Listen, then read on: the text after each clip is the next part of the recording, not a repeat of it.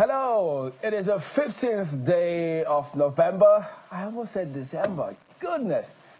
Welcome, everybody. Good morning to you all. It's sunrise. It is this lovely Friday morning. I'm Chamberlain Oso.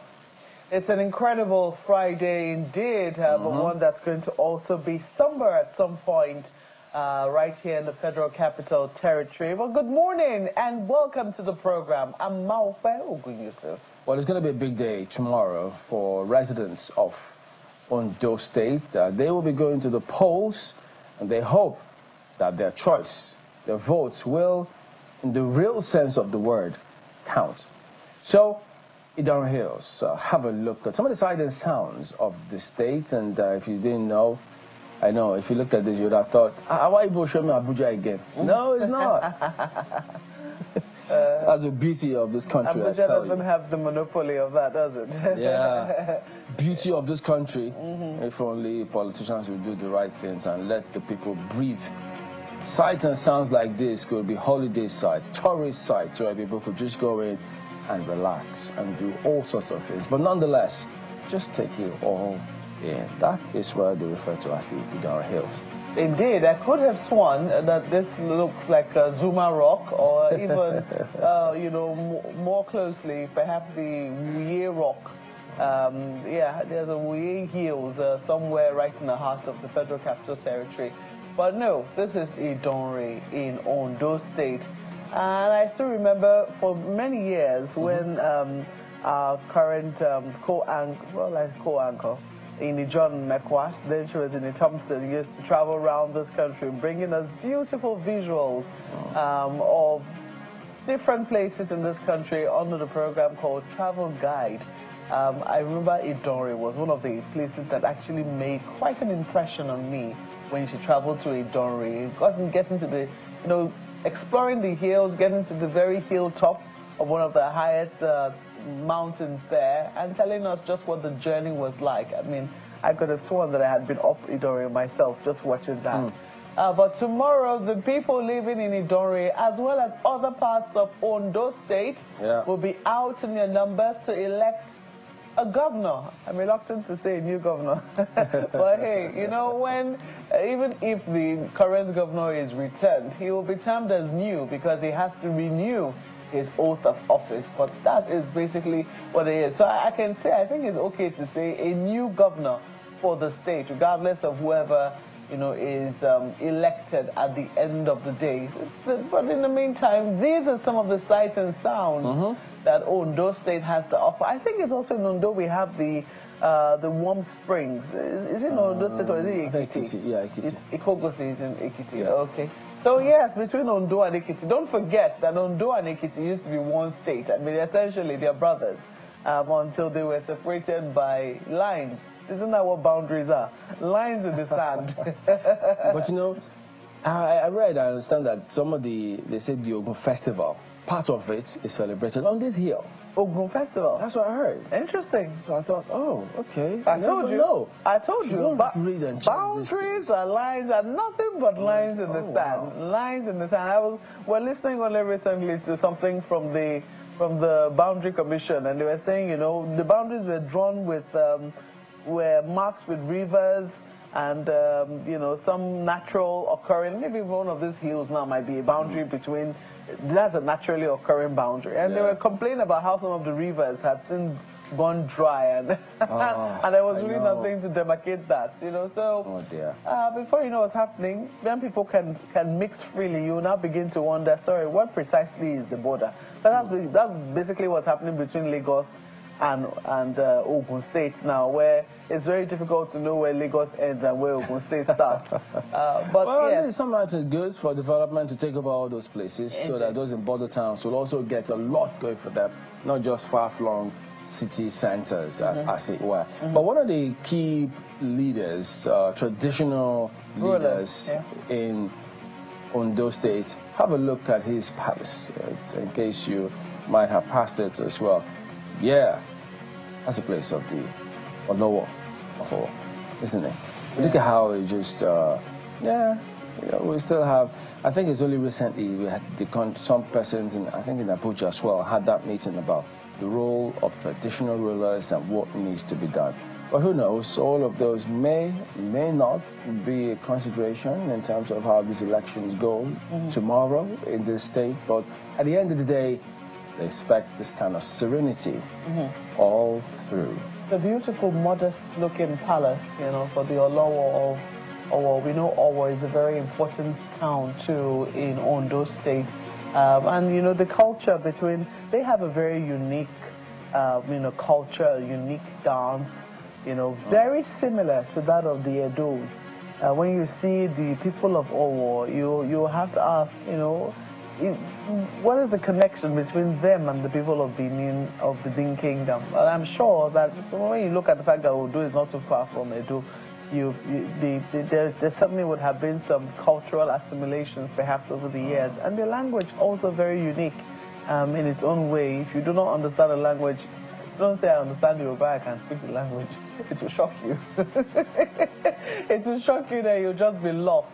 But yes, our town, also a very beautiful place. I mean, look at how well planned it looks from up the sky, and those patches of green right there, that sea of green right in the middle, looks like some area that has been reserved. And I think that we should be very intentional that when we plan our towns, we intentionally leave areas that are green to ensure that we're able to provide the oxygen that we need to continue to survive. But yes, Ondo State certainly will be in the focus, and we're giving you as much of it as we possibly can give this morning to spice up your Friday morning. Speaking of which, it's very easy to list several things that you don't like about your city or your state or where you live. How about just thinking about just one? That you like, right? Yeah, what is the one thing you like about your own city, wherever you are? I mean, why not? One is good enough. Baby steps. Just start gradually and keep going. For your mental health, just focus on some other things. Don't forget, Chamberlain, talking about Owo, yesterday we spoke with the current governor and we were asking him, if he were re-elected. I think it was you who asked that question about what his agenda was, and he said security. Because really, if there is no security, all of these sights and sounds that we're showing you, people won't be able to come out to enjoy it. And we know that Owo suffered an incursion some time ago, when some unknown people shattered the peace. I mean, look at that town. Look at how beautiful it looks. And to hear that, some people went to church and never came back because some armed marauders, went to church and killed people. It's something that is a trauma that they still haven't healed from. And I guess that continues to inform why security will always be a very important part. Don't forget, Ondo was at the forefront of Amotekun. And I think during Governor Akeredolu's tenure, who happens to come from Owo, by the way, it was quite a significant move that particular group was formed in the southwest. But Ondo State, more prominently, leading the charge to make sure that security continues to be at the forefront. So quite a number of things come to the fore, and I imagine that whoever emerges governor tomorrow, whoever it is that the people of Ondo State elect, they certainly will have their expectations of him. It's not her, sadly. That's not her. They certainly will have the expectations of him and what he must do to maintain the peace in Ondo State. Yeah. Okay, so let's move on. That said, we'll go ahead and take you through some of the dailies in a moment.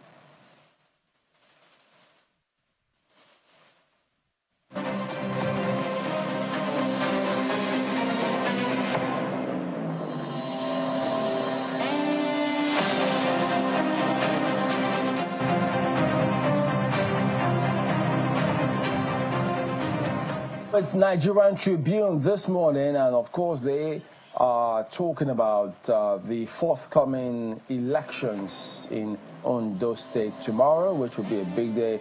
Have a look at this. Ondo election. Military deploys troops. IGP orders tight security. Look at some of the riders here this morning. INEC distributes sensitive materials to 18 local government areas. PDP accuses ruling party of violating peace accord. It's an attempt to divert attention from your impending defeat, APC replies. Damagun governors lead PDP final campaign rally. So, yes, as you may have heard us say here, that's the big one on the front page here this morning. But I'm also looking at The Guardian. They also have something on the elections this morning, but it's not their lead story. They're looking more at OPEC quota. Well, I think it depends on where you're looking. Yeah, the big story on the front page of The Guardian, as you can see, INEC's credibility thinks as 94% contested posts await tribunal. That's the lead story on the front page of The Guardian this morning.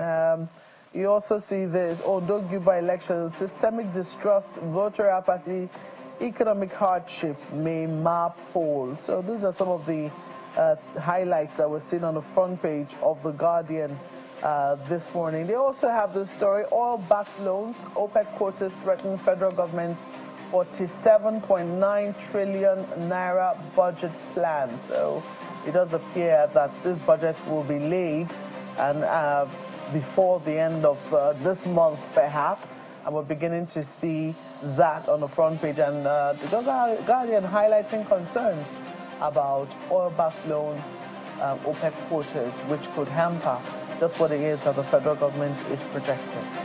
Or have a look at Leadership newspaper, Leadership Friday, they call it today. After Ondo campaigns, candidates face 1.7 million voters tomorrow. CSOs, security agencies identify flashpoints. PDP raises the alarm over attack on members. Allegation against minister frivolous, reckless. DHQ assures of hate-free Ondo polls. Police deploy, look at that. 22,000 officers to 18 local government areas. 22,000. Wow. Wow. Well, 22,000. we're hoping that people will not be intimidated, even though they've said, look, stay away from the ballot boxes. But there's supposed to be a proximity, a certain distance maintained from the ballot box.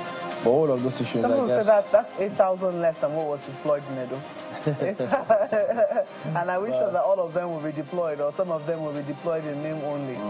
Well, since they say they've identified flashpoints, because largely you see a lot of serenity in different parts there. But the image you see on the front page here, before I wrap this up, the late Chief of Army Staff, Lieutenant General Tari Lagbaja's body arrives Abuja for burial. Late Chief Lagbaja for burial today. That's the caption you see on the right side of that image this morning here today. So what a gentleman he was, and so he's so rest in peace. But that what you see on the front page of the paper here today. Indeed, that's why I did say that it's a somber Friday here in the Federal Capital Territory, as the late Chief of Army Staff will be laid to rest today. The Daily Trust has this on the front page. Federal government proposes 47.9 trillion. That's a lead story on the front page of Daily Trust newspapers. Federal government proposes 47.9 trillion naira budget for 2025. Pegs crude oil at $75. Exchange rate at $1,400. Beg your pardon, 1,400 naira to the dollar. Proposal too ambitious will balloon debt. Inflation figures, that's according to experts. Well, experts will say what experts will say, and we'll hear the justification that the federal government will also be given for this particular budget that it has put forward. 47.9 trillion, almost 50 trillion naira. That's what we're looking at for the budget for 2025. You also have this, concerns over cash squeeze in states despite increased CBN supply. So what exactly is gulping this cash? Big question. What exactly is going on with cash? A few days ago, you know, it was Ebu Adeburu SAN who wrote an article titled Banking with Blood and Tears. I don't know if the CBN saw that particular article, but if they didn't, it's something that I certainly would recommend to them. A lot of Nigerians are beginning to question what is going on with the banks these days. You can't use bank apps. When you use it, you send money, nobody is seeing the money. Money is hanging in space. The person who sent it did not get a reversal. The person who money was sent to, you know, did not get the funds sent. So what exactly is going on? And it's easier for the camel to pass through the eye of a needle than for you to get your money back from these banks. So that's not all. Yeah. There's more. Let's not. The camera is going through a lot because, number one, in addition to that, have you noticed though? I know many may have, but it doesn't seem to be holding the headlines as much. The ATMs don't have funds. Oh, there's never cash. It's the POSs. Oh, but who owns those POSs? I can tell you something, though, James. You know, these days, there's actually, there are like 2 ATM machines in my estate. And before the advent of POS, you know, they used to function. They were working. But since POS became a thing, let me tell you what's been happening. What we've noticed is that you just see POS people situated around the ATM. So we're beginning to suspect that in some places, they actually go there to empty out the ATM. That's the suspicion I have. Well, some say that, look, bankers own this POS. Oh, yes, there's also that. Bankers don't fund the ATMs because they wanted to go and use the POS. Because when you get to POS, they have a certain percentage. Of course. And sometimes you're unsuspecting. Because you're in a hurry, they'll tell you, no, you will pay you this. Which doesn't happen with the ATMs. The ATM is not how much, 60 naira per charge or something. But here, they just keep charging you. So where is the CBN regulatory body to make sure, even in other countries, other clients, as cashless as those societies are, they always fund their ATMs. You will always find money in ATM. But now we want to be more righteous on the poor. To get money in the ATM now is, you know, it's a job of work. It's a miracle when you go to an ATM and there's cash in it. Nigeria will still hail thee. Oh, we've finally gone back to that anthem. Who knows? Maybe it was as a result of saying it all the time that finally made us go we're back. not hating thee yet. Until you do what you have. So the people are to a large extent. Take a look at Vanguard newspaper next here. 2025 budget. FEC, okay, is 47.9 trillion naira. FG to borrow, 13.8 trillion naira. So, yes, you go. That component is still there this morning. So, budget assumptions, they're giving you all of that here this morning. And an NNPC media briefing on that. They say now you've got 1.8 million barrels per day production. They had their war room meeting, and they say that 2 MBPD production targets is on course. So all of that you're getting here. Yeah, the NNPC GMD had actually said that it was, beg your pardon, GCEO, that's a new title now, had actually said that we could actually be producing up to 2 million barrels by the end of the year as a result of improved security along our pipeline infrastructure. So if they're working towards that, and maybe that's what this is predicated on, while people might say that it's still, you know, very highly optimistic, but if they're already hitting the target of 1.8 barrels per day, I think it was the NSA who highlighted that, then maybe 2 million is not so far off. But I think that there needs to be a lot more work ensuring that certain lines, particularly in certain regions, you know, with some of the contractors who have been given the contract to guard those lines, actually do deliver their jobs. And if they're not delivering on their jobs, I don't think that there needs to be any political considerations. Those not delivering, you know, should be fired, and maybe their jobs given to those who are currently delivering on safety of the pipelines. All right, that's Vanguard today. And congrats to Nigeria, where in AFCON, we qualified for the AFCON. Oh, great news. That's certainly great news. Well, take a look at New Telegraph here, and they are also looking at the proposal, budget proposal, FEC. New Telegraph is the paper. FEC proposes 47.9 trillion naira 2025 budget, endorses 2.2 billion naira loan. And then you also see this Google poll on Ondo's destiny in the balance as candidates gear up for showdown. Well, that's what there must be a bit of drama. There must be a bit of drama. No matter how quiet the state has been prior to the elections, I know that election day usually has a different vibe of sorts. So we'll be looking forward to see what it is that Ondo will throw at us. So we certainly have our correspondents on the ground who will be giving us blow-by-blow accounts of what it is like, what the mood is like. Are the people of the state excited? Or is it just as we're reading that people are not very concerned, and maybe the economy is getting to a number of them? Maybe we'll hear from our correspondents who are on the ground. So just keep it locked in here on Channels Television. And congratulations to Mr. Olopade, his DG National Sports Commission. So we're hoping for the best. in that sector. All right, that wraps it up with a look at some of the dailies here this morning. So don't forget, hey, you can always let us know whatever it is that you think you've had up to here. We're here for you. Yeah, especially with the banks, you can tell us about how's your experience been? Some banks are doing better than others. You know, if your bank is one of those, I suspect they're going to name the names. You're free to hail them. The ones that are doing well. The ones that are doing very poorly, you're also free to name them. All right, so there you go. We're back in a moment, everyone. Stay on with us.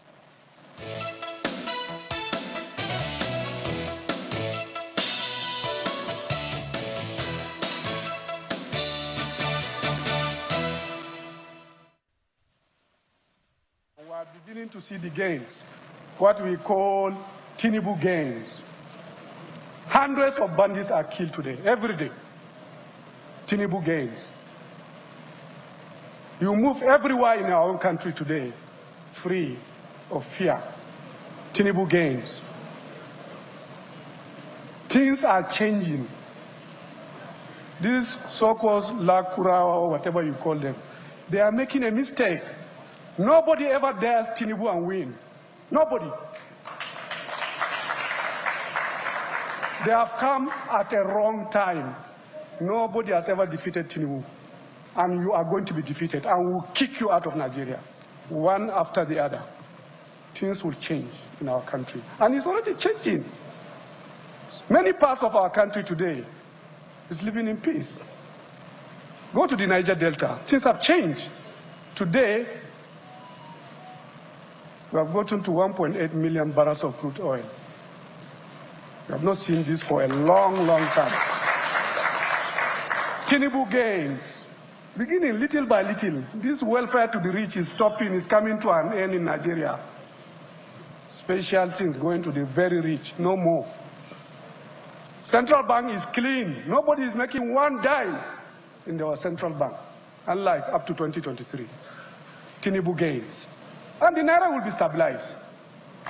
It will be stabilized. Tinubu gains. And it's happening all over. We are just 1 year, 7 months. Let them wait and see 2025. It will happen. We will secure this country. We will fix it. Okay, welcome back. Mr. Michael Joffor joins us here this morning, the former director with the State Security Service. That was good morning, and thank you for coming on today.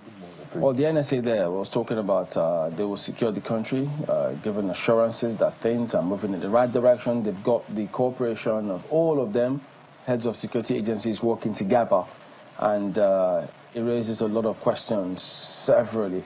And not long ago, the army had spoken up about a new terror group, which they say they are spotted along that Sokoto-Kebbi axis.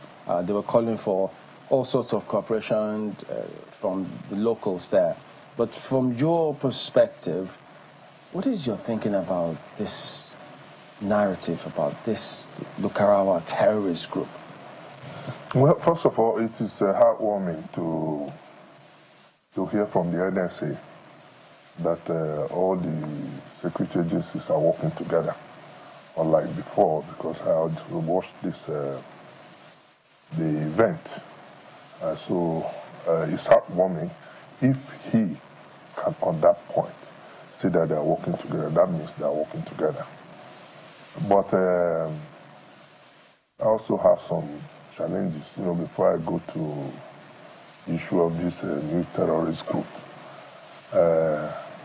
I recall that under President Goodluck Jonathan, they used to have this joint body that comprising all the security agencies, that will address Nigerians on what is going on. But we will have now the situation where the police say different thing, the defense, chief of defense staff, the Nigerian army, also in different things at the same time. Even though they're working together? Yeah, so there needs to be coordination, intense, because if you hear different things from the same different people, the people get confused. So, having said that, when I had my first reaction, when I heard that Lakurawa or Lakurawa, whatever it's called, it's a new terrorist group, I I was taken aback because this group is not new in the terrain. You know, it was initially formed by Nasara, the former Nigerian leader, you know, as a vigilante or jihadist group, you know, that was working with them. But at his death, the Nigerian government didn't take care of them, so they now scattered. And one of the district heads in Sokoto State invited Lakurawa. That was the man. So Lakurawa is the followers of Lakurawa to help them, you know, in preventing this cattle rustling and all these things, with good intentions, not knowing that they also have some other inimical intentions to national security. And they started operating there, imposing taxes. So they're not Nigerians? They are not Nigerians. Imposing taxes. They all came from Niger, Mali, and which other country, all these neighboring countries, you know, they were there together. Now, having established their foothold in that place, and going beyond what they were asked to, you know, in terms of helping them in cattle rustling and all this. The Sokoto State government, I recall, in 2018, became worried and decided to negotiate with them to flush them out of the country.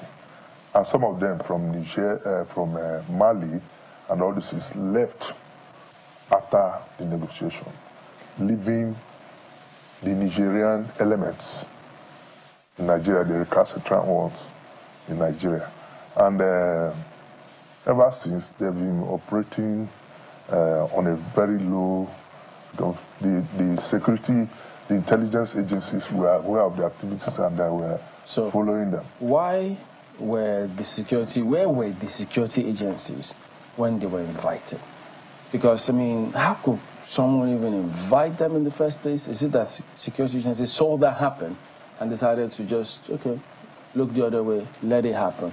Because if they had acted, many believe they should not be in the country at this point. Yes, I agree. No. You see, I'm just trying to make a sequence, you know, because that time, after the negotiation with the Sokoto State government, I recall, you know, there were attacks from these groups against some military formations and police formations, which led to a joint operation between the DSS, that was in 2018, between the DSS and the army, which now flushed them out of that place. But you know that having associated and gotten in contact with the locals, you cannot easily, you cannot easily root them out, but the activities were brought under control until recently.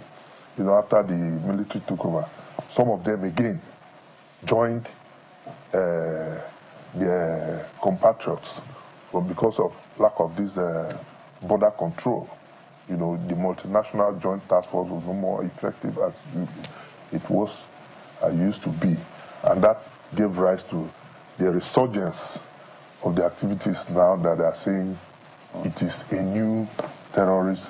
So basically, it's not new. It's not new. Well, I would say, you know, I mean, first, I think Chairman has already highlighted it, the fact that that came out in your explanation of this particular group, that it was as a result of our own failings, the failings of our own security agencies, unable to protect lives and property. That's why people reached out. I don't think that if they knew that they were going to turn against them or, you know, become another problem for them, do you think that you know, the leaders who invited them in would have invited them in at that point? You know, the fact is very difficult, you know, for us, because I don't want this issue of, you know, getting some ethnicity into it. This particular ethnic group cut across the West African sub-region, and they work in unity, the Fulanis precisely. So you recall, I think when the Bauchi State governor some time ago said that their brothers, they can be allowed in. And some of them also, government, even at a particular time, if you recall, did invite these people that it became. So it's not failure on part of the security, but I would say that because of that ethnic affiliation, the people want to work. And don't also forget that it's not just because of cattle rustling.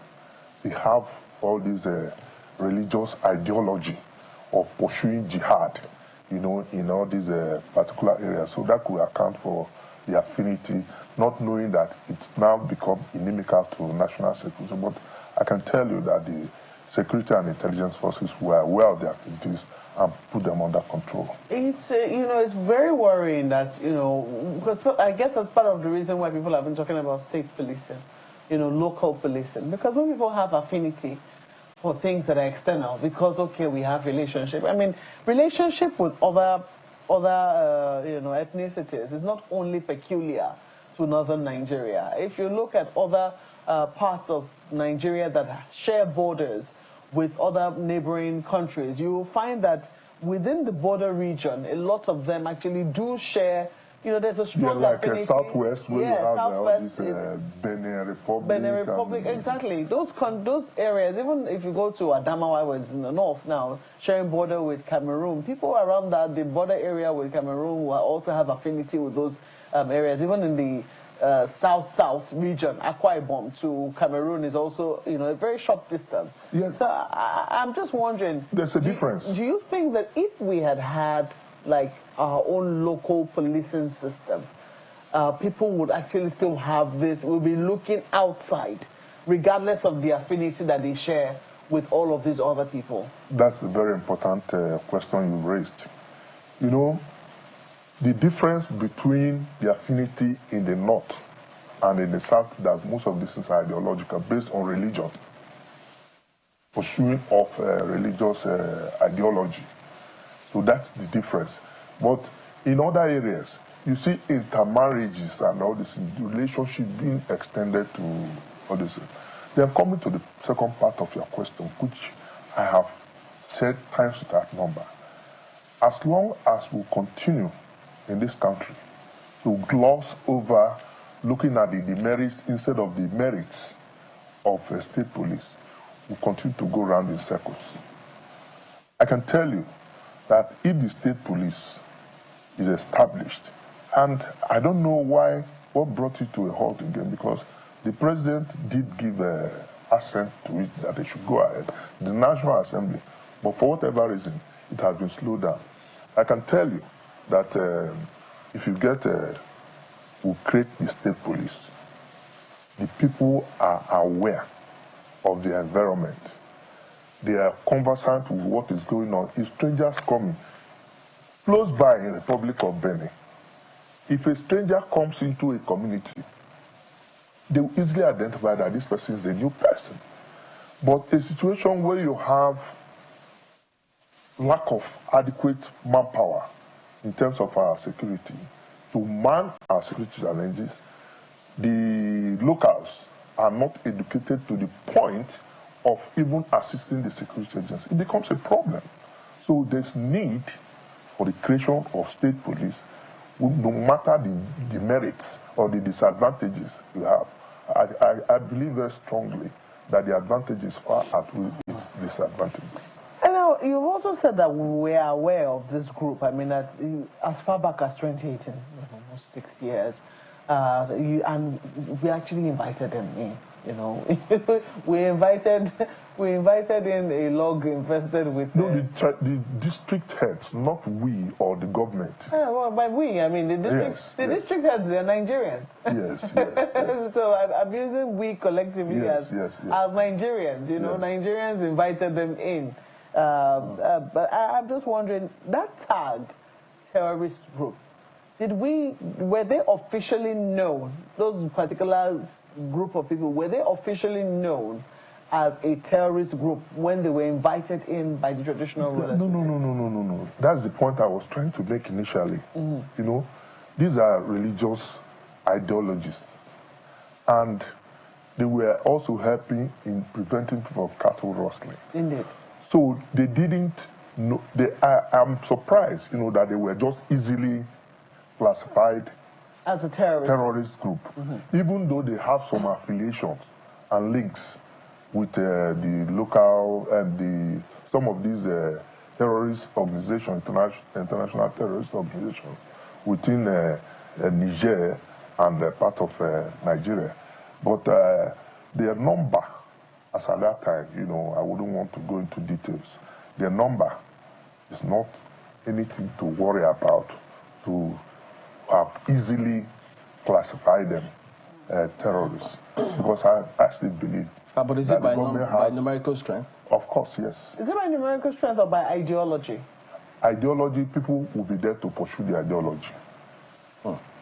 So but the locals that are being recruited is what I think our security agencies are concentrating on to frustrate them from recruiting the locals. So from what you're saying now, the threat level posed by this group to the country is not so worrisome.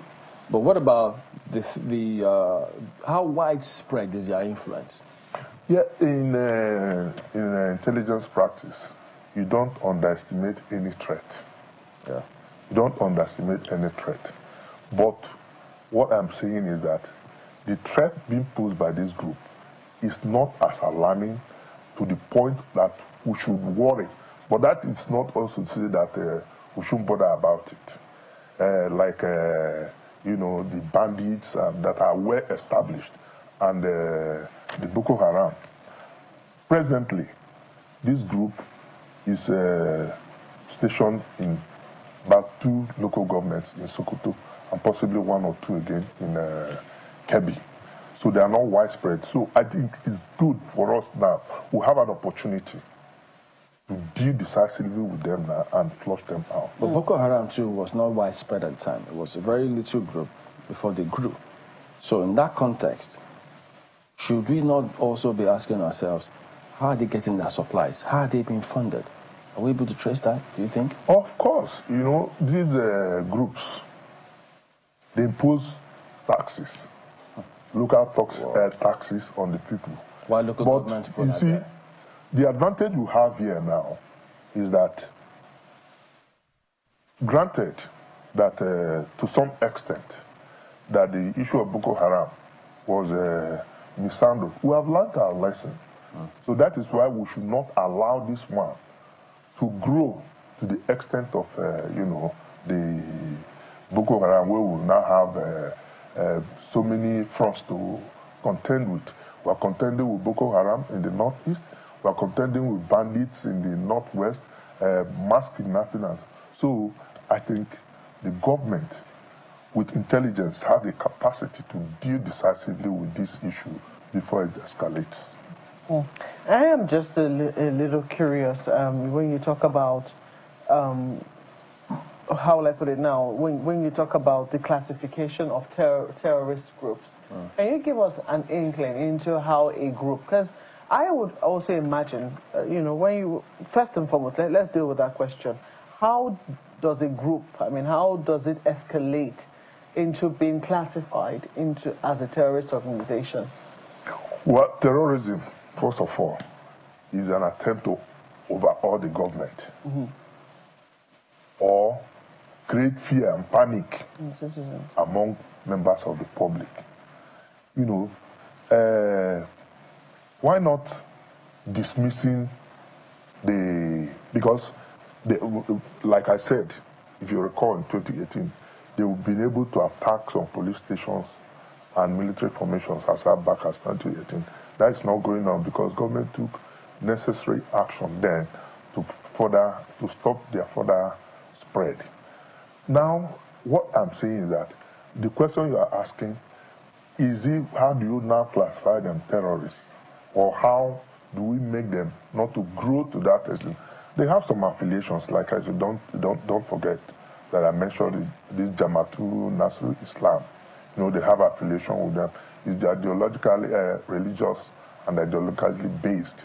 So we cannot rule out the possibility of turning into a full-blown terrorist organization. That is why it is good that we know their location from security sources. You know their locations, you know their strength, you know their source of funds to deal with it now before they spread. But you said they have jihadist ideology as well.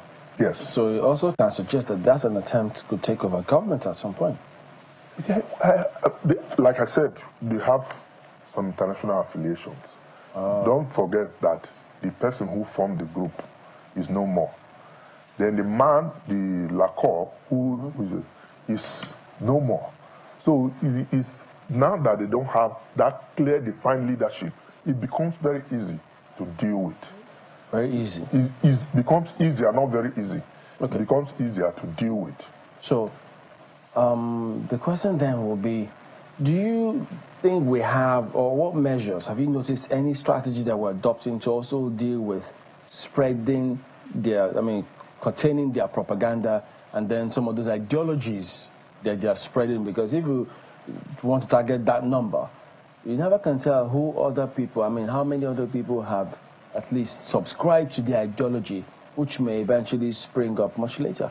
Yeah, one thing I can assure you of is that the State Security Service, for instance, even though the new leadership of the SSS doesn't want to make public what it's doing, I can tell you that the intelligence service, this SSS, is on top of the situation in conjunction with other security forces to deal with this matter. Because don't forget that these things are intelligence driven. If you don't have sufficient intelligence, then you make mistakes. But I can assure you that the SSS is on top of the situation. I'm just a little curious. I know I asked you this question earlier, why it is that the people didn't feel that they could reach our own security agencies. And you said it was a matter of affinity. People feel, they have a better relationship with their brothers or sisters, as the case might be, and so they prefer to call those kinds of people. However, someone will ask, where is the jealousy of our own security agencies? Because if you go to rural communities, very rural communities, they feel very far away from government. They feel very... but if our security agencies were aware, as far back as 2018, and realized that this particular group could potentially become a threat, there have to be questions as to where was their own jealousy in saying, look, this group, we don't want them here. Let them go back to where we're coming from. Whatever it is you need, we'll provide for you people here. There are big questions as to how it was that they could have known since 2018 and folded their arms until it became a threat, killing people. That's when we now begin to say, oh, they're a relatively new group. And, there are big questions around that particular behavior. It's not as easy as we talk about it. If you look at all these places, you have a lot of ungoverned spaces. It is true. People where you don't have even communication, like GSM and all this, like people can easily reach the security agencies. These people operate with Turaya in such areas. That's what I was asking. Who's funding them? They're being funded. It can't be just those taxes. I've told you that the source of funding, they operate with sophisticated weapons. It's been identified. They have from the Sahel, from Libya and all this, have a lot of arms, in the hands of these people. They also raid communities, impose taxes, and those communities are impoverished communities. And those taxes, are they enough to buy those weapons? Those sophisticated weapons? Of course. Why not?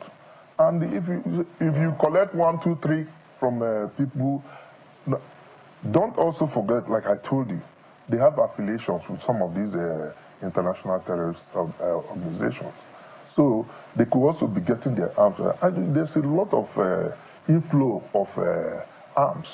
Why are they not being... Because look, if people like us, if this inflow flows to us, they will be arrested. But these other people are operating with this thing freely. If you recall what I told you earlier, why this is resurging now is because of the coup in Niger and all these areas, that the multinational, you recall that they refused. In fact, they went out of ECOWAS. So that led to some breakdown of communication between the multinational joint task force that would have prevented them from coming. That's why it does appear now that it's a new a new group that is Let coming. me just bring in this, which is on the side. Do you think security agencies know or have any inkling that people always think that, look, why is it that if regular people, responsible people, if this arm, so to speak, flows into them now, they'll start raising an eyebrow. But several of these ragtag groups have free access to all of these arms and ammunition. But if regular people get it, then agencies are usually up in arms. But these guys hold these things freely, and it appears as though they're looking the other way. That's why there are criminal elements. That's why there are criminal elements. You have to investigate to find out where they are. But you can't. Which most times takes like for forever. for me now, or you can't just carry arms and at this rate, walk on the street, and you don't see them.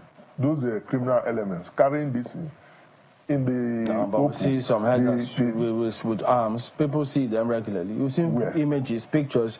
We see some of them. You see, they thrive on propaganda.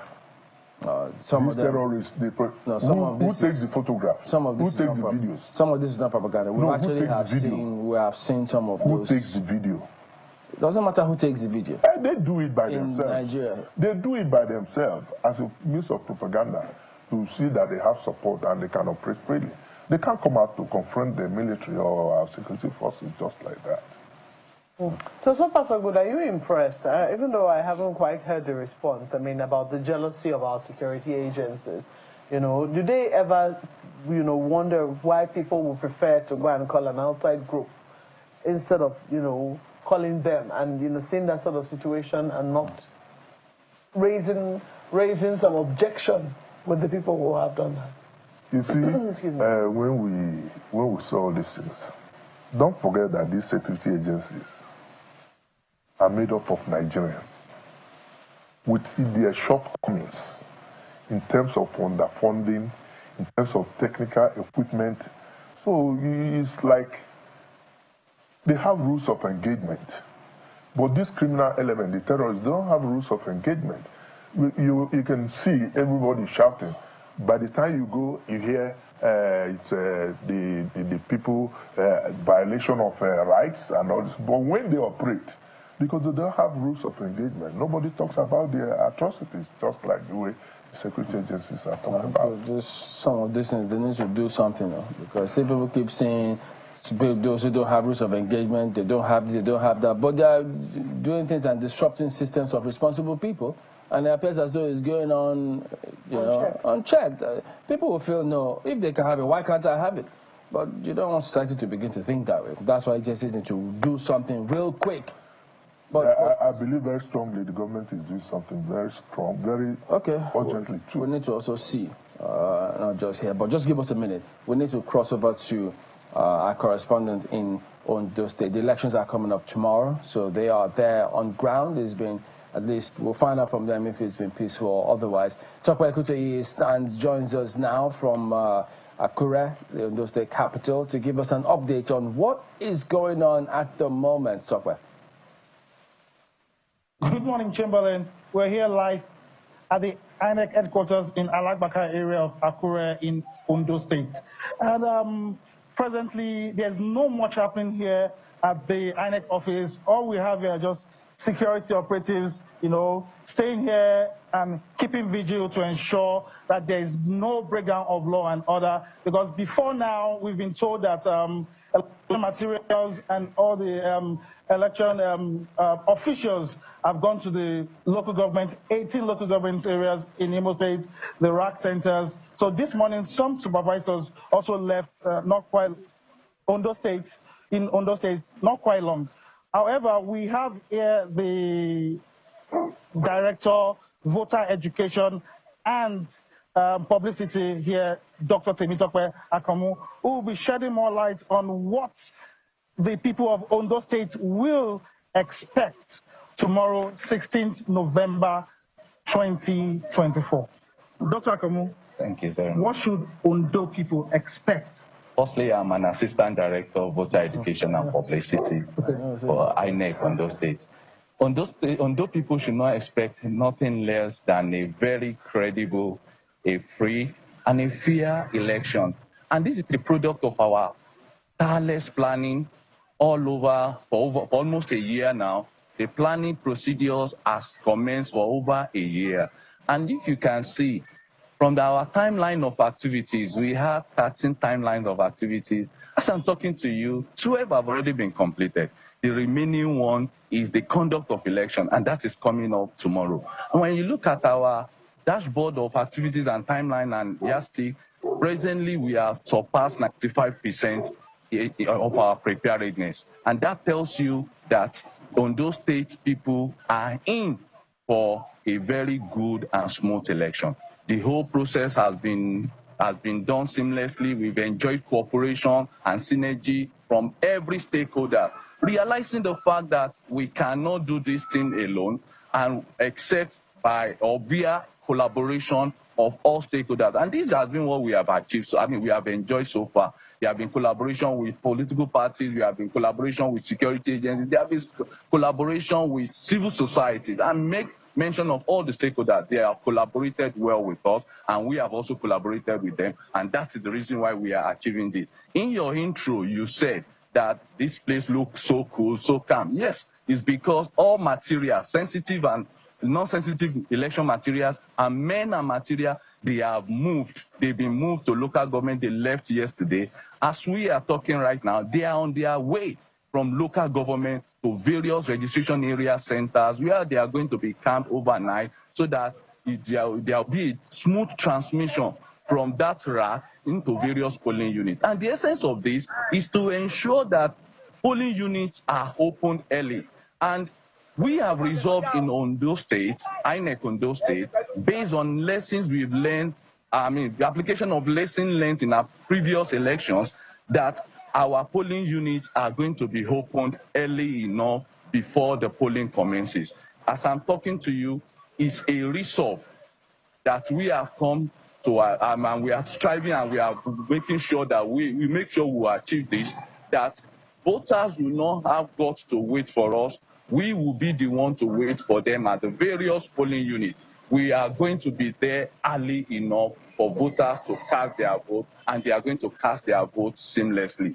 The beavers are being made available. Over 4,000 beavers are going to be used within our 3,933 polling units in this state. And not that alone, 812 beavers have been set aside as backup in case of any eventuality or any failure or any challenge that may want to arise from the usage of beaver. However, we are not limiting it to that. We have over 200 trained, and they have already been deployed, registration area technical officers who are going to be attending to issues as they emanate on beavers at various registration areas. And when you look at this, you see that we are ready for this election, and people of Ondo State should come out and cast their vote without fear, without intimidation. The process is theirs, and they should come out and vote. Over time, we've gotten this promise from INEC that the election will be smooth and there won't be any delay or challenges anywhere.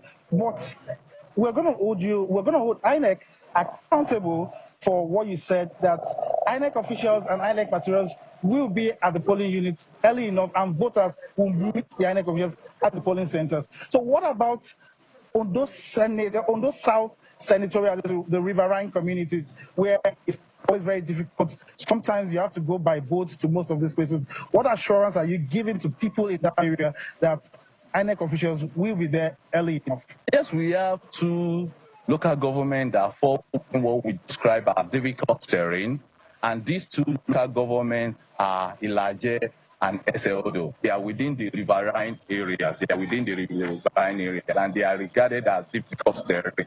And in our plan, we realize from our lessons learned from previous elections in all these areas, we have discovered the challenges we normally face, and which has been the issue of movement of men and material. And in this regard, we have had a series of engagement with the members of Maritime Workers Union of Nigeria. And what has been the dominant of our engagement with them is that they should collaborate with us, which they have agreed. We have even finished agreement. They have even materials now. They were going to move our men and materials from point A to point B. And our point A is our base, our point B is our unit where they are going to work, and they are going to return our officials and our material from point B back to point A. So in other words, what I'm trying to say is they are going to, and we are engaging them for forward logistics of our materials and to also reverse back our materials. That this we have been able to achieve. That alone, we understand the challenges that all sometimes occur along the waterways, the maritime areas, and the rest. All these have been taken care of with the assurance that from the forward operational base of the Nigerian Navy that is based in Ibokoda, who have assured us of safety and security on waterways. And this is an assurance to people of Ondo State, especially. Okay, so there you go. The Assistant Director of Voter Education and Publicity giving us an assurance that all will be well tomorrow. So residents need to go all out there and vote. Our concluding moments now with you. Just give us this, your last word. I know that there's supposed to be long-term goals to tackle terrorism. How do we ensure that this doesn't come up again? Do you think we'll have all those measures in place so that we don't have this kind of concern moving forward? Yeah, moving forward, I think intelligence efforts should be intensified. Then the action agencies should move in based on intelligence provided. The communities need also to be mobilized, to know the difference between government efforts and the efforts of these deviants. Okay. And I think with that, we will definitely achieve success, but I believe the situation is under control. All right, we'll leave it on that positive note. Michael Joffor is the former director with the State Security Service. Thank you for coming on this morning. Thank you for having me. Our Business Morning is up next.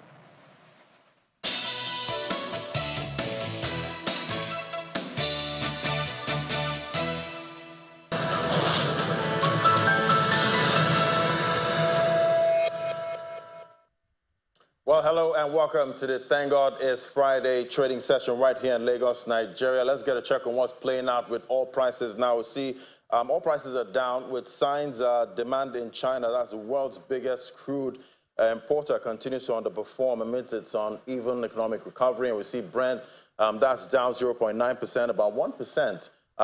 In early trade, $71.91 per barrel. And we see WTI crude $68.08 per barrel. So we're still seeing weakness right there in the oil market. To the FX market now, we see the Naira, it appreciated at the NAFEX window by about 18.56 Naira kobo, but we see for NFM, there's weakness there, 0.29% down, 1,650 Naira. That was a close to the dollar. And we saw the CBN intervene, selling dollar to in the spot market to authorize the participants. So definitely, even with that, we saw some weakness right there.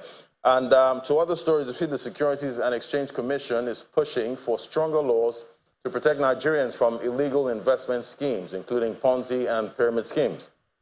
This provision is part of the new Investments and Securities Bill 2024, now before the National Assembly. If passed, the bill will impose penalties of up to 20 million naira or 10 years in prison for operators of these schemes. The SEC's Director General, Dr. Omomatimi Agama, adds that the bill will also provide compensation for investors facing losses due to revoked registrations of dealing firms. Additionally, it includes new regulations for commodity exchanges, signaling Nigeria's commitment to building a world-class capital market for economic growth. And it's all about the budgets now. See, the Delta State's Governor, Sheriff Oborowori, has presented a budget of 936 billion naira appropriation bill for the year 2025 fiscal year to the State House of Assembly, with an increase of 29% of the approved sum of 725 billion naira for the year 2024. The budget is christened Budget of Fiscal Consolidation.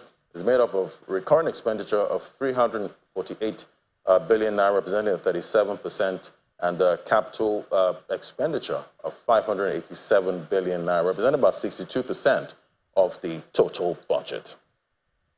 And we see the federal government has unveiled the proposed budget of 47.9 trillion naira for the 2025 fiscal year. The Ministry of Budget and Economic Planning, Senator Atiku Bagudu, disclosed this to journalists following the Federal Executive Council meeting chaired by President Bola Tinubu. He adds that the council has approved the medium-term expenditure framework, MTEF, for 2025-2027. According to the minister, FEC has pegged the crude oil benchmark at $75 per barrel with an oil production target of 2.06 million barrels per day. All right, that leads us to our next conversation now. That's our first conversation with Mr. Bismarck Rwani. Great to have you, Mr. Rwani. It's that season again. We're getting plans, spending plans by governments for 2025. And we have over 200 billion Nigerians, and the budget is equivalent to $28 billion. What are your thoughts on this? Well, that's good morning, and thank you for having me. The budget actually went from 30 trillion last year to 48 trillion naira this year. But if you add the supplementary budget of last year, which is 2024, you had the total budgetary expenditure, both supplementary and nominal, comes to 37 trillion naira, 34 trillion naira. Now, the budget in dollar terms, and basically the exchange rate that was used last year was 800 naira to a dollar. This year, we are using 1,400 naira to a dollar. So in dollar terms, the total expenditure declined by 27%. In naira nominal terms, the expenditure increased by 35%. So what have we done here? Simple arithmetic means that the total budget of last year, you just increase it by the level of inflation, average level of inflation, about 33%, and you got exactly what you have, which is 48 trillion naira. So if you discount for inflation, there's been no growth. If you dollarize the budget, there was a 27% decline in total expenditure. But interestingly, the growth projections for the budget for 2025, we're expecting to grow at 4.6%, which is higher than 3.8%, which we projected last year. We projected 3.8 last year, but we achieved 3.1%. The inflation target for last year was 21.4. The actual inflation is about 34%. This year, there's no figure for inflation in the projected budget. Again, like I said earlier, the exchange rate last year was 800 naira target. This year, the target is 1,400. What is the relevance of using 1,400 as the projected exchange rate? You and I know that the true value on a PPP basis for the naira is about 1,100. We know that the market today is trading at 1,735. What the federal government is saying is that, yes, we realize that the naira dollar value will not go to its PPP value, but we are realistic enough to know that we are putting it at 1,400, which is what the aspiration is. But if last year you budgeted at 800 and the actual outcome was 50% lower, which is it came out at about 1,700, then we have to be careful with the budgeting and our expectations for next year. One other very important point is that the oil production last year target was 1.78. Our average throughout the year was about 1.3 million barrels. Today, the budget is being based on a production level of 2.06 million barrels a day. Is this realistic in the context of the new leadership in the United States? Is it realistic in the context of the new budget and OPEC framework? Is it realistic if we are assuming that there will be no vandalism in the Niger Delta? Now, the other very important factor is the crude oil price. The crude oil price projection last year was $77. In actuality, we came in slightly above that, maybe about $81, $82 per barrel throughout the year average. This year, we are budgeting $75 a barrel. As we speak, and you just said it, the price of oil is much lower than that. In the Trump dispensation, we do not expect the price of oil to be at 75. Therefore, I think that the budget benchmark price, based on which we have excess crude, anything above it, must be brought down to near $65 or $60 a barrel, so that you have some headroom. Now, what does this all mean at the end of the day? We are budgeting for a deficit, and the deficit amount is, we are budgeting for a deficit, and we have been silent on the inflation target. And so consistently over the years, and that has been a norm, we've always spent more than what we earned.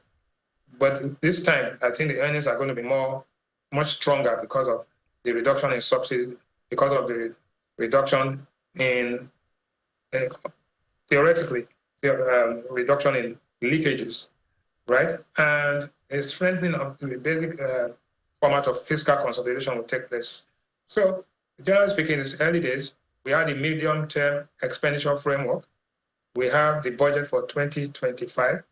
It has to go through Parliament, which is the National Assembly, and the committees will play around with it. Right. I expect that there will be an increase of some sort, but generally speaking, it's a balance. It's something that is useful and can be worked with to achieve macroeconomic stability in 2025. Right. I guess the assumptions are quite interesting, and maybe hopefully if there's some kind of bull run with oil prices, then we might be able to get that benchmark. But on the other side, we see the IMF has downgraded Nigeria's growth outlook by about 0.2%, but they expect some kind of rebound in 2025. Yes, the IMF have what they call the regional outlook, which they release every October and April. The October report was launched yesterday at the Lagos Business School. And the theme of this report was reforms amid great expectations. Reforms amid great expectations. And what they tried to do was to analyze the region of Africa and try to see the similarity between what's happening in Africa and what's happening in Nigeria in particular. So one of the key elements they discussed was macroeconomic imbalances are gradually easing, and thanks to policy adjustment. Most African countries, including Nigeria, are carrying out some adjustments and reform adjustments, like ours, subsidy reduction, and so on and so forth. Inflation has declined in many countries, but challenges remain. You notice that in the case of Nigeria, there have been 2 months of decline, and then we're going to have inflation numbers, I think, sometime today. There'll be a likely increase. So there's some heterogeneity, that is the difference between some countries and others. According to the IMF, exchange rate pressures are partially eased since January. Therefore, if you look at Nigeria, for example, exchange rate pressures built, and the Naira traded at 1,910 per dollar. Now it has appreciated, so to speak. It went all the way to 1,200, and now it's trading at about 1,735. Now, in terms of growth, they think that output constraints exist, but there are various things that have to happen. We're talking about international bond markets have reopened, and borrowing costs are still elevated, and funding needs remain high. That applies to Nigeria as well. Growth is expected to pick up modestly, the word modestly in 2025, but with significant differences between countries. What came out is that resource-intensive countries, like those who depend on oil, lithium, copper, gold, are performing less. Their performance is less efficient than those who are not resource-dependent. In other words, those countries that are not naturally endowed are working harder and achieving better results. But again, that is a 2025 outlook. Now, there's some divergence and also some risks. The risks they noticed across Africa were climate shocks, which we are seeing even in late November. Last night, there was a massive rainfall in Lagos. Mpox spreading, that's a major issue. Volatility in commodity prices, we are going to see more of that now that there's a stalemate in Ukraine and that we are going to have a Trump presidency. So volatility in commodity prices. A slowdown in advanced economies. China has already reported today that the economy is slowing down and they're having a property problem. And then more than anything else, volatile financial markets, which could lead to high sovereign risk premium. So for countries like Nigeria who are going to the markets to raise money, we have to agree with that hypothesis that one, the cost of borrowing is going to increase. Two, that the commodity prices are going to be volatile, and therefore We cannot predict what's going to happen. And 3, we have to manage our resources efficiently. Right? And they ended up with the whole idea that no easy choices, or inaction is not an option. In other words, there are no easy choices, but doing nothing is not an option. We have to do something. It's better to do the wrong thing and change than to do nothing and accept that there will be no outcomes. Right. Very interesting expectations there for resource-rich countries. I guess that's where the resource curse comes into play. But thank you so much, Mr. Bismarck Ruane. Always great having your perspective. Thank you very much for having me. All right, we'll take a break now. When we come back, we get expectations for the pharmaceutical industry. That's in a moment. Just stay with us.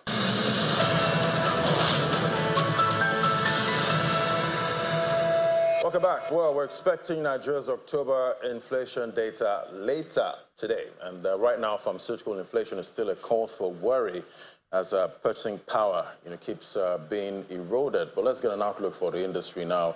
Joining us is Estelle Dogbo. She's a co-founder, Syndicate Bio. Join me right here in the studio. It's great to have you. Thanks for having me. Yeah, so, it's all about rising prices right now. I know experts have said that it's not a good thing, when people just expect prices, will keep rising. And we've seen pharmaceuticals, rise. We've seen the likes of amoxicillin, very important, medicines go up over 1,000%, in a short time. And looking at the industry now, it seems it's all about currency weakness. Yes. And in fact, Nigerian pharmaceutical used to be a very good industry up until 2021. The market was growing at double digits in the 20%. Now we're talking about 9% increase depending on the source of data. And the truth is it's a strong industry, used to be a strong industry, but heavily dependent on import.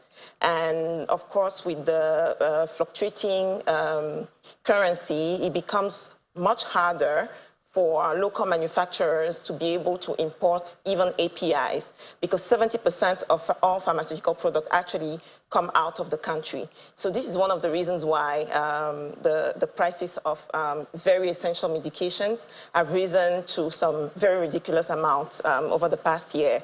And the issue even goes further, because while local importers are suffering the consequences of this, multinationals are also going through like the same type of challenges. We've seen over the past year, most of the big pharmaceutical companies who used to be established in Nigeria drive the market through jobs and even, control the prices to the best of their ability, exit, which is really a source of concern at this point. And I'm wondering, for an import-dependent country, definitely currency weakness, you don't want to see that, in that kind of economy. But at the end of the day, these medications are really important. But is it time for, Africa, countries like Nigeria start looking, okay, let's look at traditional medicine. How about we push that? How are you seeing that? Well, traditional medicine, I mean, for the science, it's very important to have strong R&D, research and development, before encouraging and educating populations around the type of medicine and the type of alternatives to go for. While those are still conversation ongoing, I think it's much more critical to look at the creative ways where we can strengthen the industry locally. There's no reason why Nigeria shouldn't have strong manufacturing plants in the country to at least produce drugs that are out of patent. So I think that there's still ways where the science can survive and thrive in this space while we continue to understand what traditional medicine can do. Right. For patients right now, the story is quite sad, because it's estimated that about 60% of Nigerians are not able to afford their medication anymore. That is a very big number. And for those that even can afford, only 30% are able to stay on treatment. Here we're talking about important diseases like cardiometabolic disease, diabetes, hypertension. So we really need to look into the ways where we can strengthen the manufacturing locally. Right, and it's quite interesting. Before now, I was big on getting my multivitamins, and recently when I tried to do that, I was rudely shocked with most of the prices I saw there, and I said, you know what, maybe I'll just go to getting back to my fruits at this point to get all my sources of vitamins. But, talk to me about the impact, to public health, generally at this point. I alluded to that a little bit. A few years ago, the WHO has actually declared non-communicable diseases as a very big source of concern in Nigeria. Diabetes, hypertension, cancers, those are diseases where people have to live with in the long term. And when we see the cost of medication quadruples or go up to 1,000%, like you have said, the meaning for the patient is that how do I stay on treatment? How do I survive? How do I find the source of funding? The other thing that we don't talk so much about is Nigeria is a purely out-of-pocket market where the patient have to pay from the salary, from the income for treatment, which is not the case in most parts of the world. That being said, I think that there's still an opportunity, because despite all the challenges that the pharma industry is going through, there are emerging health technologies that are also coming up, which the government is beginning to embrace. We're talking more and more about genomic science, personalized medicine, and even using AI to understand more the disease within Africa, which would guide healthcare expenditure in the near future. Right, and talking about out-of-pocket, payment for medical services, we know, HMOs are springing up, in the country, and we've had a couple of them, but it seems there's some kind of challenge, when it comes to these services trying to get the funds, back, from the HMOs. How's that looking? Well, when it comes to HMOs and health insurance in general, it's still very nascent. We have to give grace to that industry because it's quite new, and expecting that HMOs will carry the weight of what healthcare expenditure is supposed to be is kind of tricky. I think that the conversation needs to evolve around what the National Health Insurance Scheme can do to enroll much more Nigerians, as well as include many more medications for reimbursement. That will have significant impact in reducing the cost to the average Nigerian. While HMOs continue to build and grow, there are very good HMO stories. There are some that work well, some that are still learning, but like for every industry, it's new, and we need to give it time to expand and establish itself. Right, and we've seen the latest budget plans, by our government there, almost over 40 trillion. That's what's planned for spending in 2025, and there's always that argument about healthcare, spending. What kind of policy would you like to see, for the government to help revitalize the pharma industry? I think that for the pharma industry and healthcare in general to thrive, the government really needs to step in. And one of the immediate measures regarding the pricing issues and the inflation we are talking about is government should be in a position to regulate pricing. Healthcare is not like every other commodity where you see the currency fluctuates and then price of medication goes up. That has direct impact in people's lives. So I believe that, and experts in general believe that, the government should be able to establish policies that help control pricing and reducing markup from the manufacturing all the way to retail. That is a good way in itself to allow people to at least have some level of stability on the medication they have access to. There are other policies. There's a very strong issue that we have regarding the quality of the medication, because that also has a cost. Government needs to start looking into ways to reduce the amount of counterfeit medicines that are circulating in the country, because, of course, a patient that takes the wrong medication eventually will pay more. And I think those are some of the policies I mentioned. The National Health Insurance Scheme, which I believe to some extent need to become more and more mandatory. Some very bold governments what they have done is they have helped reduce tax and import duty in the industry as well, such that people who are producing locally are able to benefit from some breaks. and reinvest in the industry. Right, but very quickly now, before I let you go, what are we seeing from the private sector? What kind of investment trends are we seeing in this industry? Interestingly, VCs and private funding is actually really interested in the Nigerian healthcare industry and in pharma specifically. I think going back to the conversation around tax, I think the government needs to provide some level of incentive to attract these investors, because the ease of doing business in Nigeria is arguably. We need to get it easier. We need to make it easier for investors to bring in the dollars and the foreign, currency to invest. But the private sector is actually doing not so bad.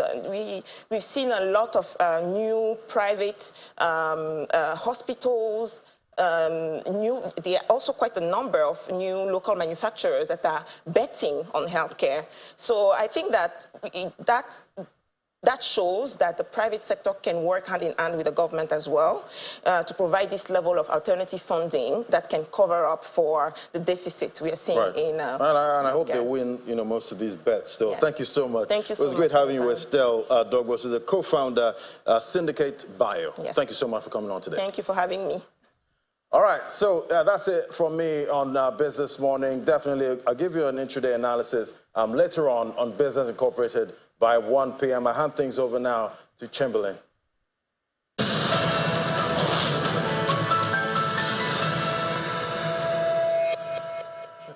Is winning the war on terror and banditry.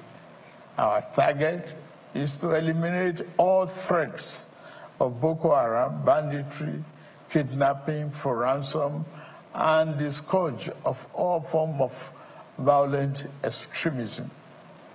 Within 1 year, our government has eliminated many Boko Haram and bandit commanders faster than ever.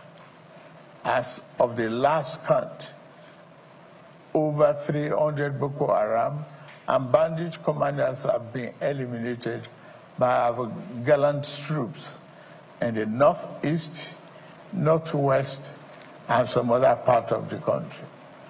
We have restored peace to hundreds of communities in the north, and thousands of our people have been able to return home. It is an unfinished business, I agree, which our security agencies are committed to ending as quickly as possible. Yeah, Mr. Majid Dahiru is here with us this morning. He's Technical Director of Lakurawa Leadership Center. Good morning. Thank you for coming on today. Thank you very much. So quite a number of things playing out lately. Security concerns, which we'll talk about. Then the elections coming up tomorrow in Ondo State. But let's start off with security. Oh, yes, the president early in the year speaking about their commitment. But recently, the army did raise concerns about this Lakurawa group, even though our guests did tell us, well, they're not exactly new. They've been there for a bit.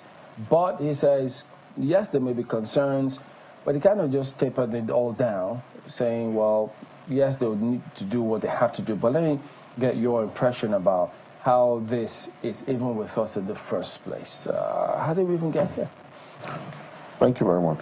And let me say that this is the first time in a long while that we're getting a very precise response from both the leadership of the armed forces and the political leadership of the state concerned. As it concerns this group, whether it is new or old, but as it concerns this Lakurawa group that has been identified and designated as a terror group. So the army is telling us we're going to go after them and decisively deal with them. That is quite a definite statement that should come out of the leadership of the armed forces. But there's something interesting that the state government actually said about this group. They described the group, according to the deputy governor, as a faith-based group. And that brings us to the answer as to how we got here. You see, northern Nigeria has been fertile for as long as one can remember in incubating, germinating, and growing the seeds of radicalization. And what you see happening by way of Boko Haram insurgency is simply a violent manifestation of a prolonged period of indoctrination and radicalization that has been rife in northern Nigeria. And this is precisely the reason why when you have splinter groups out of the Sahel, rather than making a landfall in Ghana, in Cote d'Ivoire, Benin Republic, another country that share border with the Sahel, it makes a landfall in Nigeria. When Libya was destabilized, Nigeria bore the brunt of that destabilization more than any other country along the west coast of Africa, because there is a fertile ground that incubates, germinates, and grows seeds of radicalization into a monstrous cancer of sin by way of insurgency.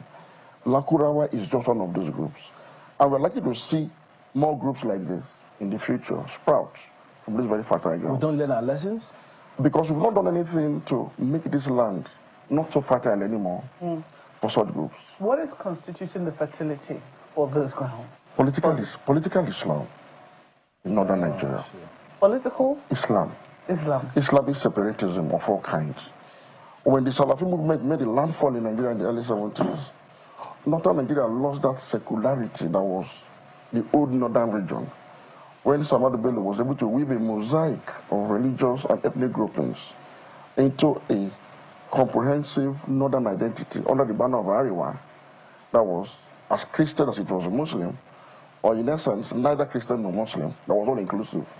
We began to see a shift towards Islamic revivalism. Do not forget there was a history to this region too, as a part of Africa that straddled the southern part of the western Sudan. They had jihadi movement in the 19th and 18th centuries, which of course we experienced in Nigeria, which birthed the Sokoto Caliphate. There is this longing, there is this, aspiration to kind of reenact an Islamic state in Nigeria, particularly in the northern part of this country. And politicians have latched on this sentiment to politicize religion to the extent that they began to promise through politics and democratic structures the realization of this ideal Islamic state through the implementation of Sharia in some of the 19 northern states of sin. And this group, for instance, like the Boko Haram group, before they went rogue, before they became violent, shared the same approximate ideals with these politicians and the political class. So for instance, what is the difference between a group in Sokoto that is mandating the going of beds and trying to impose and enforce morality through a pseudo-judicial system, and the Hizbah group in Kano, for example? So in essence, we need to roll back all of the elements and ingredients that have made northern Nigeria fertile, a fertile ground for incubating and growing these terror groups. Didn't they see a need to do that in the first place? We are no longer in the position to even contemplate this, because what is happening in northern Nigeria is a religious and cultural self-immolation that is threatening to incinerate the entire country. Today we're having Lakurawa. The entire country is battling to put out the fire of Lakurawa, after we're battling to put out the fire of Boko Haram for more than a decade now. So this self-immolation is incinerating the entire country. And so the question is, for how long will the rest of non-Muslim Nigeria be willing to share this burden and to endure this incineration, this collective incineration? And so northern region today has become the largest slaughter slab of human beings in Africa, arising from terror groups that are linked to religion. Boko Haram on one hand, banditry on the other hand, and now you have the Lakurawa group. We must, as a people of the region, the leadership, the religious class, the political class, we must begin to reverse the embellishment of radicalization in the mainstream. I say this because the seeds of radicalization are not sown on the fringes of the Muslim community in Nigeria. It is in the mainstream. It has to be reversed, as other countries have done. Saudi Arabia has done the same thing. Other countries have to reverse it. You see, you need to reconcile the fate of millions of Nigerians with their Nigerian nationality and citizenship. Right now is a conflict arising from Islamic separatism that is being churned out every time, every day, from every nook and crannies in the Muslim North. Well, one would ask, there's a few things that immediately come to my mind. First, you talked about political Islam. And we saw that, you know, in the early 2000s when the Zamfara state governor, you know, actually introduced Sharia. And we saw the initial conflicts between himself and, you know, President Obasanjo. I think eventually he had his way. But we've since seen, I mean, if you were to look at Zamfara today and all the other states that say they want to adopt Sharia, you would think that the people by now will be wiser, that this Sharia is political in nature. It is not bringing the El Dorado, which we thought it was going to bring. And it would seem that these laws are only applying to a certain class of people. It doesn't apply to, you know, people within a certain cadre. So by now, do you think that there isn't, or there is sufficient evidence to be able to convince the people otherwise, that this is just about pulling a wool over your eyes? There is, but the problem is, you see, there is, should I say, an alliance of some sort between the political class and the ulama class in northern Nigeria, which now forms what you call the northern political establishment. So that collaboration ensures that the people are continuously made to have this same belief and have this ideal. Why the politicians will pretend to be wanting to bring this idea to reality in exchange of political support. So you see a lot of religious tokenism being thrown up here and there. So, for example, you saw a group of politicians or parliamentarians in the National Assembly the other day coming up with a bill to expand the frontiers of Sharia and the Constitution beyond personal matters. Is it connected? These are just things to impress upon the people that they are carrying on their religious. They are doing something. They are doing something in that regard. And the more you do this, the more you allow people to receive initially such groups as Lakurawa that come in as a religious group that is intending to do that which the politicians has failed to do comprehensively. So people still do that as an Eldorado to this whole concept. But I'll tell you this for free.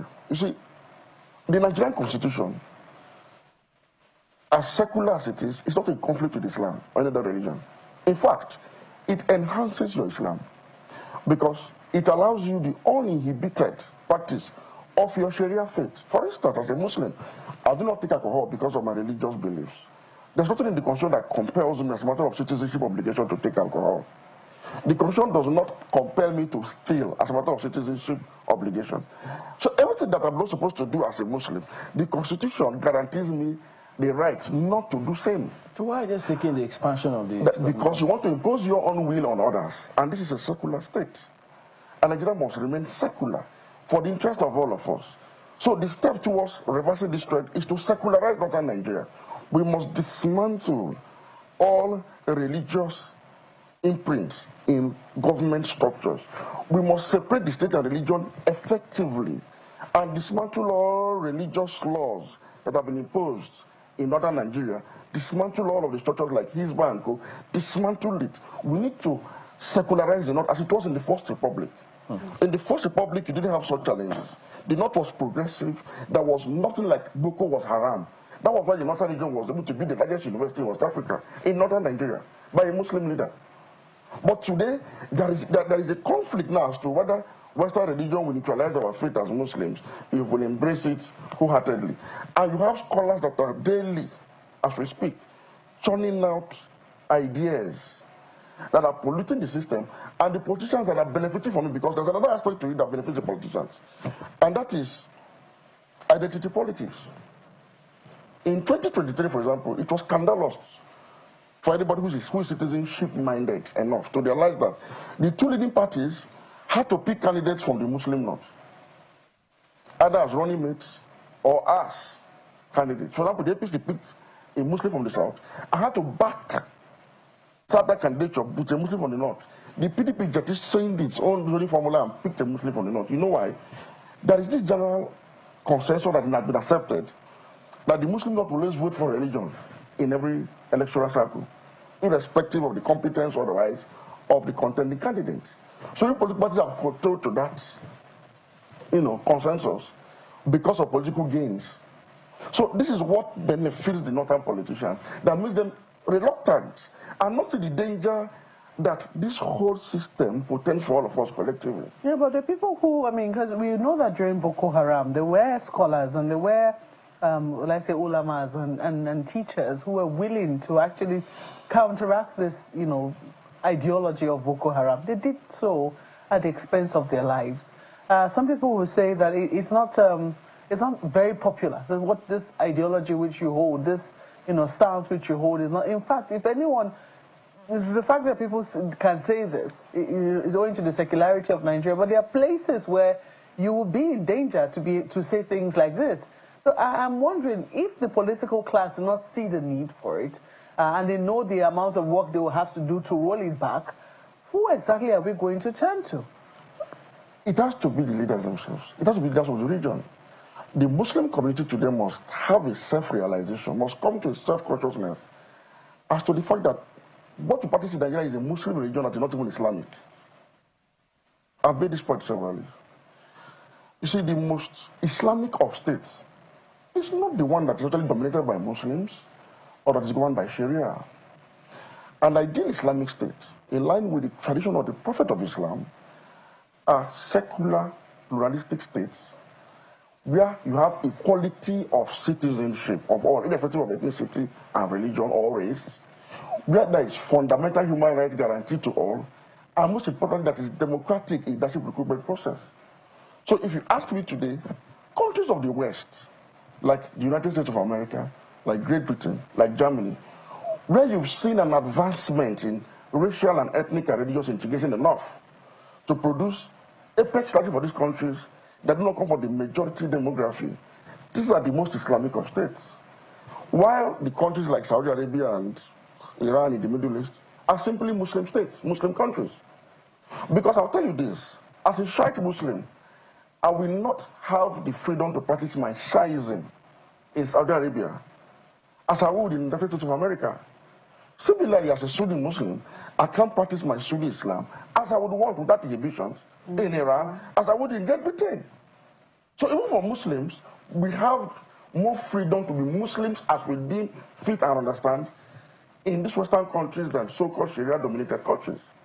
So I say for a pluralistic country like Nigeria, where you have a mix of all faith groupings, you can't introduce your own brand of law, especially when the existing legal code in Nigeria, which is the Constitution, guarantees you absolute practice of your Sharia faith. So rather than want you to amputate somebody's hand for stealing, don't steal. Rather than want to flog somebody for consuming alcohol, do not consume alcohol, abstain. Rather than want you to stone someone to death for adultery, you do not commit adultery.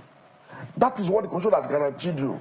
If, for instance, the Constitution compels us as Muslims to carry out any of these vices as an obligation of citizenship, you can now say, no, my religion does not allow this. And in fact, the Constitution has bent over backward to accommodate inheritance and marriage rights within the Constitution so that it becomes justiciable. This is more than enough.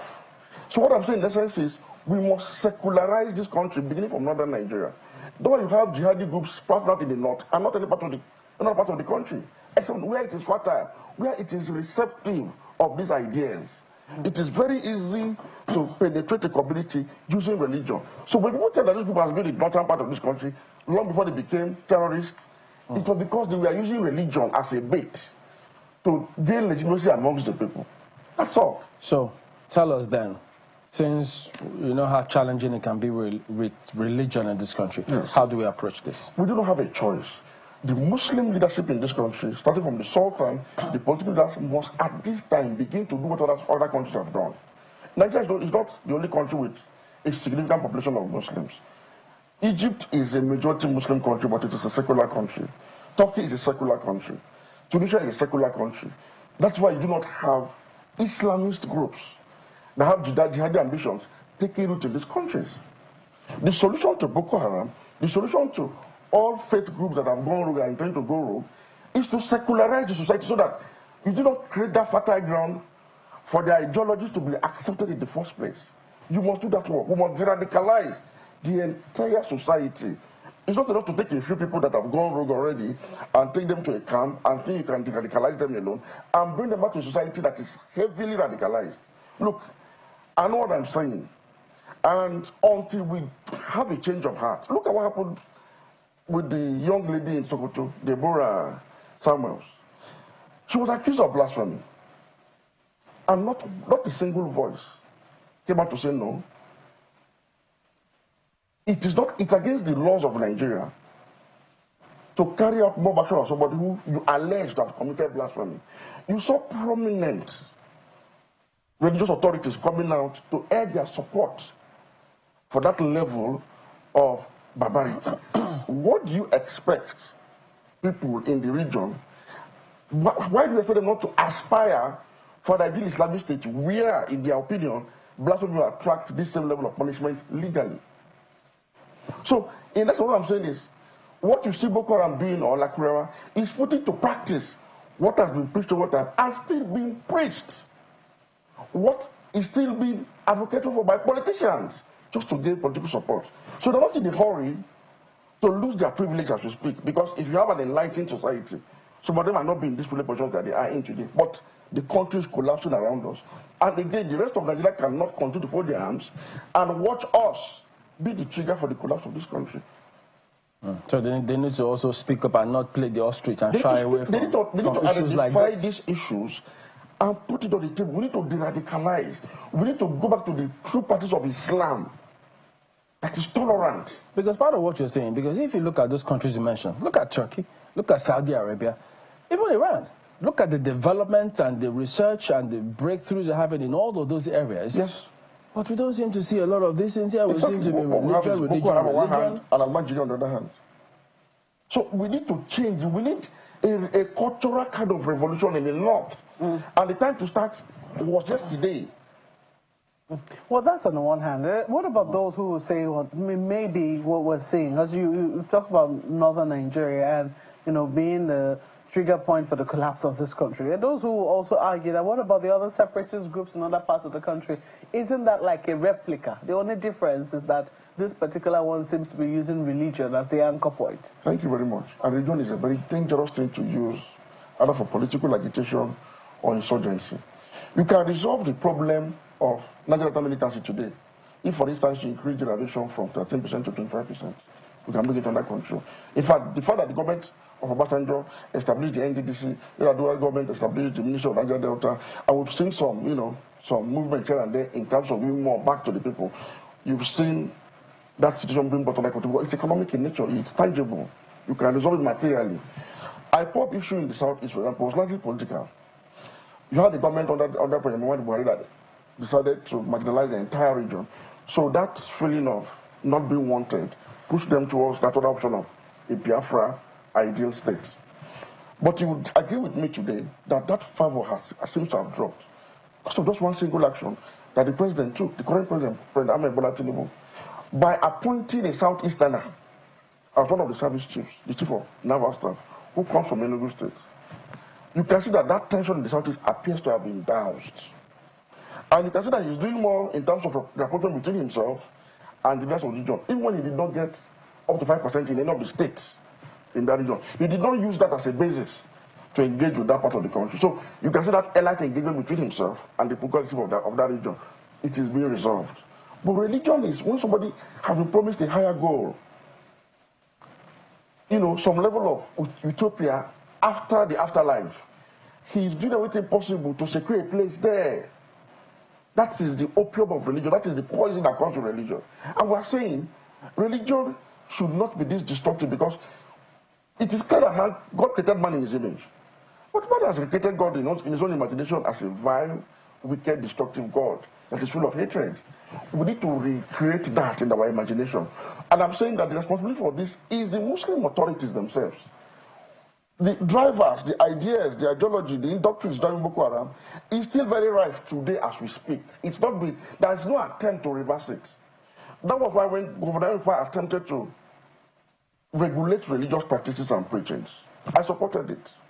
I believe that no preacher has the right to come out and preach anything that can constitute a national security threat to the country. You shouldn't preach against people of other faiths. You shouldn't preach against people of other ethnicities. You shouldn't preach things that tend to create separatism in the minds of a particular section of the country against others. You shouldn't do that. It should be illegal. So, but beyond this, we need a consensus. We need to come together, seeing that our region, the Muslim North, has been the epicenter of the consequences of many years of radicalization that has gone on unchecked. It is not Lagos that is being bombed by Boko Haram. It is not Port Harcourt that is being ravaged by Lakurawa. It is Sokoto, the seat of the Caliphate. It is Borno, the oldest site of Islam in Nigeria, that's being ravaged by Boko Haram.